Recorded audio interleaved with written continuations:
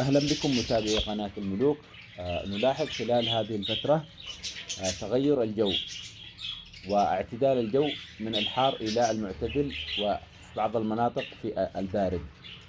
طبعا هذه الأيام تعتبر، أو هذه الفترة تعتبر أفضل فترة لتزاوج وإنتاج الباجي، طيور الباجي، وطبعا الطيور بشكل عام، جميع الطيور، لأنها تعتبر الفترة المعتدلة. الجو يكون معتدل وبارد، أفضل من أيام الحر.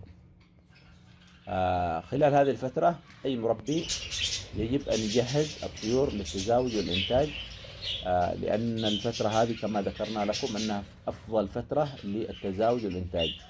وتعتبر الفترة المناسبة للتزاوج والإنتاج هي من بداية الشتاء إلى نهاية الربيع، تعتبر أفضل فترة والفترة المناسبة للطيور.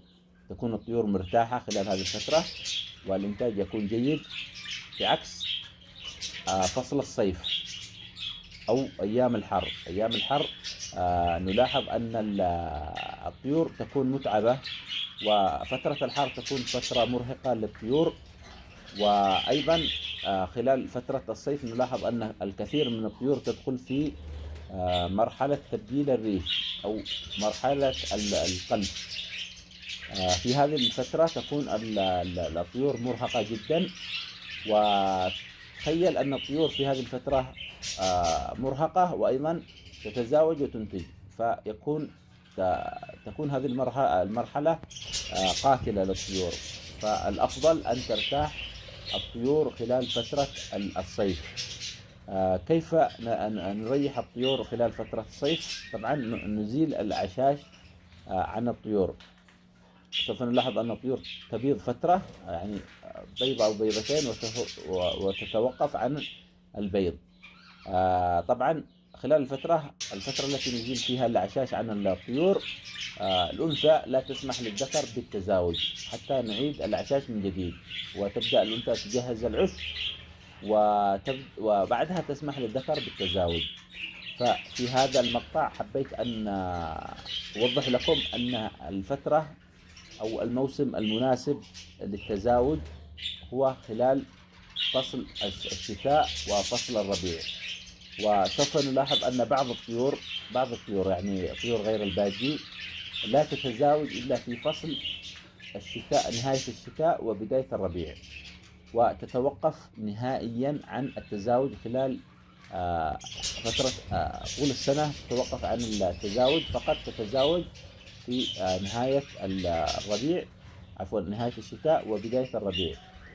أما الباجي طبعا موسم التزاوج عند طيور الباجي يعتبر طول السنة.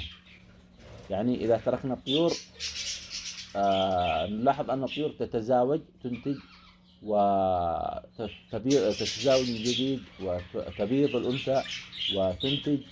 فلو تركنا الطيور سوف نلاحظها أنها تنتج طول السنة، وهذا طبعا من الخطأ أن نترك الطيور تنتج وتتزاوج طول السنة، لأن كثر الإنتاج يتعب الطيور، يرهق الطيور جدا. فالأفضل أن ترتاح الطيور خلال فترة الصيف وتنتج خلال فترة الشتاء والربيع.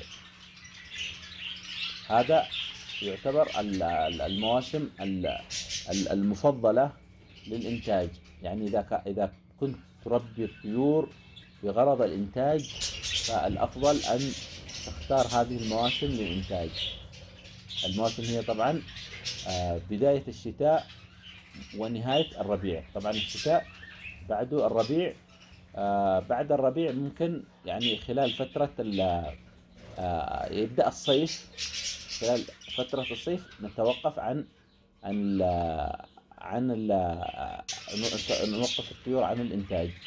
وبعد فترة الصيف يبدأ الخريف. يعني من منتصف الخريف لبداية الشتاء ممكن أن نجهز الطيور للتزاوج والإنتاج. هذا، ونتمنى لكم الفائدة، وإلى اللقاء في مقطع قادم إن شاء الله.